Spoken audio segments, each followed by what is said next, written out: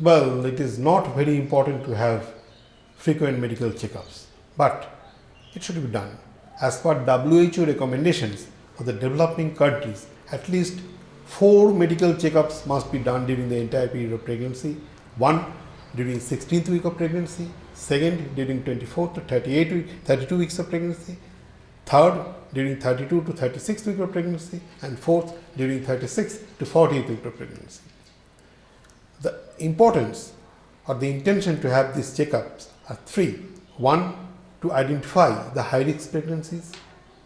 Two, to identify the various complications as they arise during pregnancy and to treat them accordingly. And three, to send this high risk group to the appropriate center well ahead of their expected date of delivery. And the mothers must know when to go to the hospital or to report to the doctors. And they must be taught few things. One, if there is any bleeding during pregnancy. Two, if there is any change or loss of fetal movement or diminution of baby movement, which should be at least 1 per hour, that means 10 per 12 hours. And three, if there is any discharge, watery discharge all on a sudden or prolapse of something outside, they must report to the nearest medical center.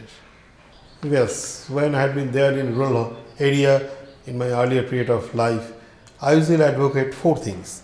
One, confirmation of pregnancy, that must be done when the period is missed, and it should be done within 16 weeks of pregnancy, and the best way to get it done by simple urine testing at the doorstep by the medical social workers.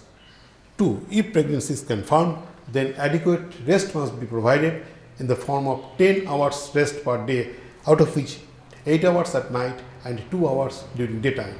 And third is to provide adequate food, particularly rich in protein, vitamins and some vegetables. Though adequate carbohydrate must also be provided. And last one is to provide iron and calcium tablet, which is available to all medical social workers, which is being provided by the government to all public primary health center workers.